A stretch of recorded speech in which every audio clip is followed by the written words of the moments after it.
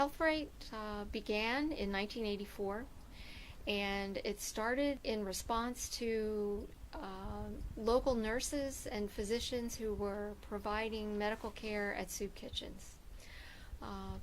And after they had been going there for a while, they noticed that there were a lot of people that had healthcare needs that were not being met. And of course, in 1984, there was no Medicaid expansion, so most adults in West Virginia were not eligible for Medicaid.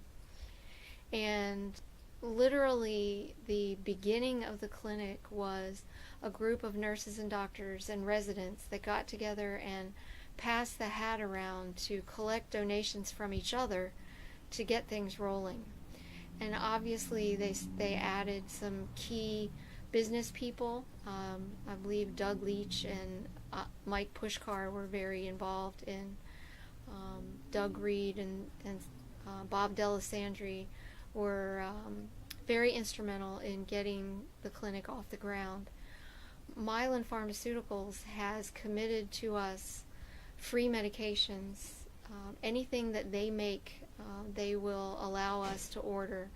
And those free medicines have literally saved the lives of thousands of Morgantown, Montague County, and surrounding counties residents.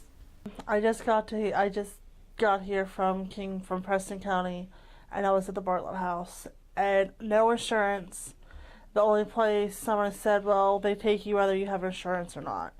And I was going through a lot of health problems due to medication, so I came here, and what keeps me coming back to HealthRight is the people are wonderful.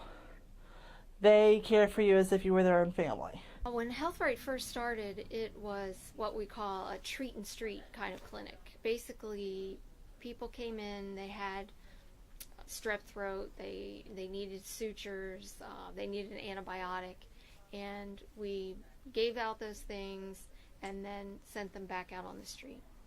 And gradually, the community pulled together and raised enough money and found the kind of community-based volunteer support to be able to create a primary care clinic for the uninsured, and that's essentially what HealthRight has been for most of its existence. We have helped manage diabetes for patients, heart disease, asthma, chronic obstructive pulmonary disease, any chronic illness that you can think of, we have addressed here at the clinic, and in a follow-up and ongoing kind of way. And we've been very lucky to have specialty physicians, cardiologists, nephrologists, long list of specialty physicians that have come to the clinic and volunteered their time to make sure that not only do we provide primary care, but that we also provide ongoing specialty care. As we have grown, we've also adopted other health-related issues and really become a whole person clinic. We added, in the late 90s, we added dental care, and we have a very robust dental referral program, and local dentists and WVU School of Dentistry provide free care to our patients. In 2000, we added a mental health program, and we provide individual and family counseling and mental health case management to our north central West Virginia, basically. And most recently, we added a full vision clinic. And this vision clinic allows us to do screenings.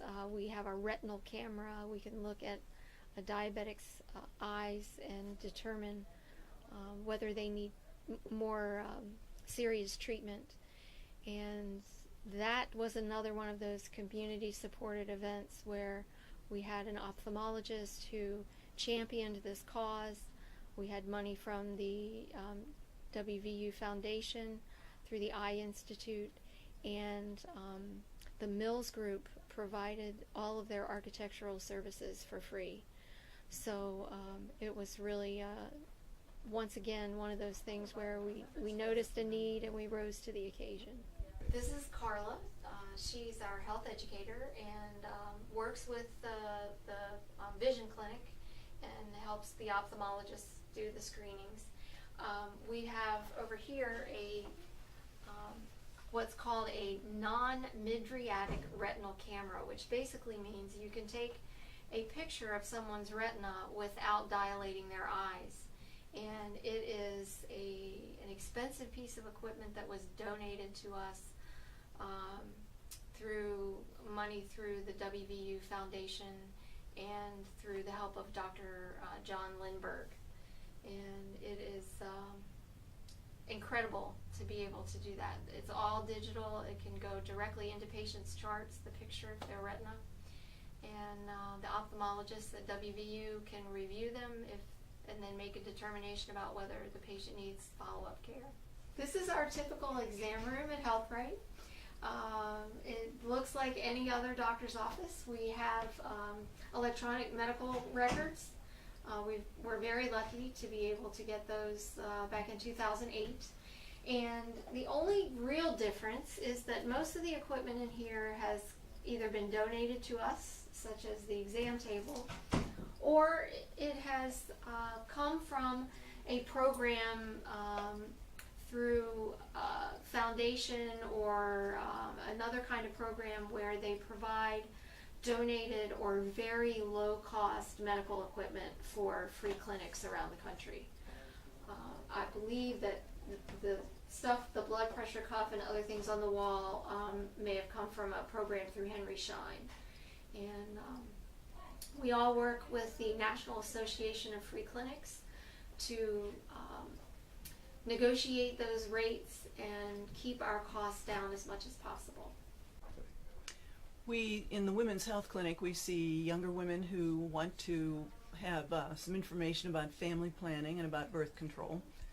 And in the older women, we often see women who whose visit is paid for by the Breast and Cervical Cancer Screening and Prevention Initiative. It's a nationwide initiative that funds these women for an annual breast exam and mammogram and an annual pap smear.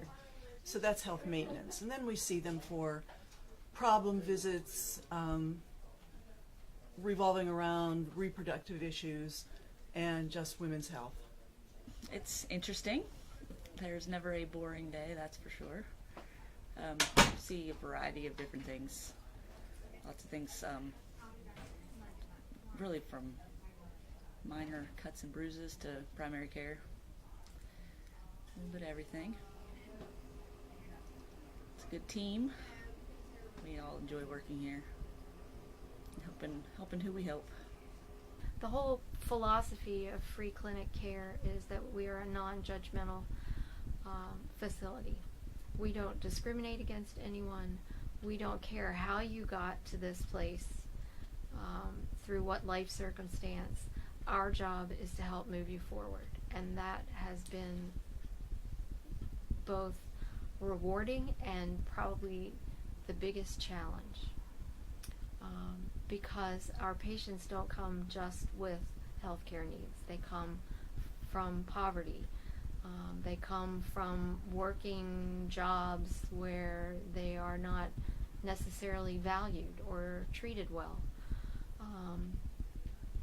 They come from abusive families. They come from drug and alcohol related issues.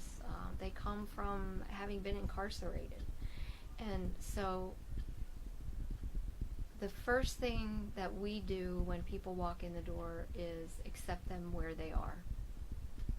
And then as the story unfolds, we help move them forward as much as they are willing to go. And that's the key. The balance is making sure that we're not moving faster than our clients. A lot of times we want our patients to get better and move forward and get a job and have a house, and we want to do that quickly. And a lot of times people have other plans and other ideas, and so we work with them until the time is right. Just poverty stricken, I guess, when I found out this place was here and what they offer. And I ended up using this place here as my my main caregiver. The people here are just super nice. I've learned that, you know, you can go to a lot of places and people are not only there for the check, but, well, most places people go to work to make money, take care of themselves. But here, I mean, that's one thing, but they come here because they truly do care about people.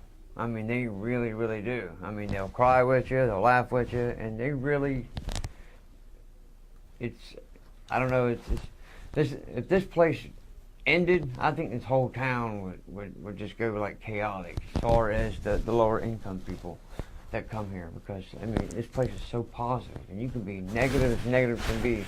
Come here, and time you leave, you know, you feel great about yourself because you see the caring in these people's eyes. I mean, it's insane how awesome it is.